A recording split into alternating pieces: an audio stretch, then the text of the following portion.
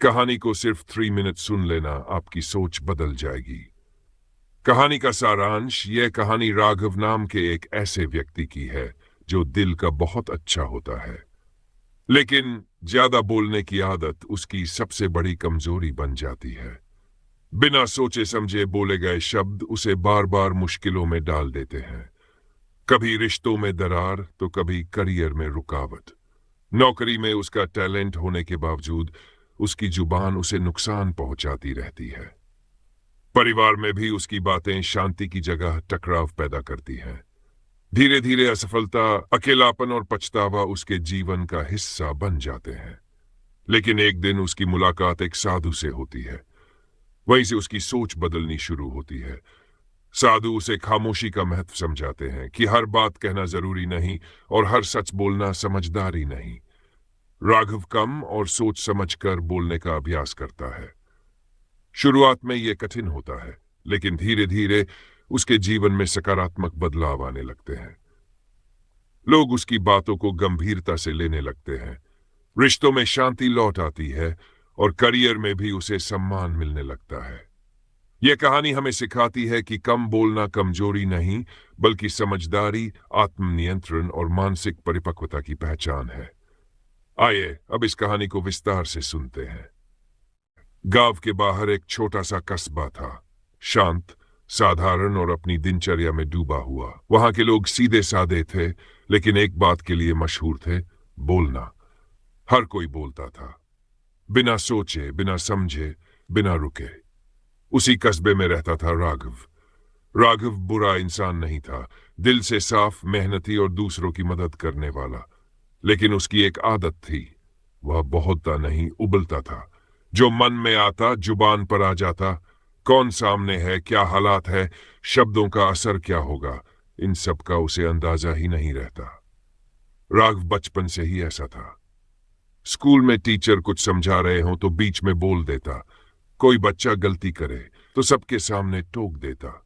अगर किसी ने उसकी बात काट दी तो पूरी क्लास के सामने बहस शुरू कर देता। टीचर उसे डांटते, राघव थोड़ा चुप रहना सीखो। लेकिन राघव इसे कमजोरी समझता था। उसके लिए चुप रहना मतलब डरपोक होना, कमजोर होना या बेवकूफ होना। वह सोचता जो बोलेगा वही आगे बढ़ेगा। समय बीता, राघव बड़ा हुआ, कॉलेज पहुंचा तो वहां भी वही हाल। बहस, तर्क, कटाक्ष, हर बात पर राय, हर राय पर जोर। धीरे धीरे लोग उससे दूरी बनाने लगे। दोस्त कहते, यार तू हर बात पर क्यों बोल पड़ता है। लेकिन राघव को लगता, सच बोलना मेरी आदत है, लोग सह नहीं पाते। उसे कभी समझ नहीं आया कि सच और जरूरत से ज्यादा सच बोलने में फर्क होता है। कॉलेज के बाद राघव को एक अच्छी कंपनी में नौकरी मिल गई। वह बहुत खुश था। पहले दिन ही ऑफिस में मीटिंग चल रही थी। बॉस कुछ समझा रहे थे। राघव ने बीच में टोक दिया, सर यह तरीका गलत है, इससे अच्छा ये होगा। कमरे में सन्नाटा छा गया। बॉस ने कुछ नहीं कहा, लेकिन उनकी आंखों में जो ठंडापन था वह राघव नहीं समझ पाया। इसके बाद कई बार ऐसा हुआ। राघव की बातों में सच्चाई होती थी, लेकिन तरीका गलत होता था। धीरे धीरे प्रमोशन रुक गए, जिम्मेदारियां कम हो गई, लोग उससे सलाह लेना बंद करने लगे। राघव परेशान हो गया। ऑफिस के साथ साथ घर का माहौल भी बिगड़ने लगा। पत्नी कुछ कहती तो राघव तुरंत जवाब देता। बच्चे गलती करते तो सबके सामने डांट देता। मां कुछ समझाती तो तर्क करने लगता। घर में हर दिन बहस, हर बात पर आवाज, हर रिश्ते में कड़वाहट। एक दिन पत्नी ने साफ कहा, तुम्हारी सबसे बड़ी समस्या यह है कि तुम सुनते नहीं हो, बस बोलते हो। ये शब्द राघव को चुभ गए। एक दिन ऑफिस में बड़ी मीटिंग थी। क्लाइंट सामने था। राघव ने बिना सोचे एक बात कह दी जो क्लाइंट को बुरी लग गई। नतीजा, डील टूट गई। बॉस ने पहली बार सख्त लहजे में कहा, राघव तुम्हारी काबिलियत पर शक नहीं, लेकिन तुम्हारी जुबान तुम्हारा करियर खा जाएगी। उस रात राघव देर तक सो नहीं पाया। पहली बार उसने खुद से पूछा, क्या सच में मैं गलत हूं। अगले दिन रविवार था। राघव अकेला बाहर निकला। कस्बे के बाहर एक पुराना आश्रम था। वहां एक बुजुर्ग साधु रहते थे। राघव यूं ही वहां पहुंच गया। साधु शांत बैठे थे, लंबी दाढ़ी, धीमी सांसें और आंखों में गहराई। राघव ने अपने मन की सारी भड़ास निकाल दी। सब कुछ कह दिया।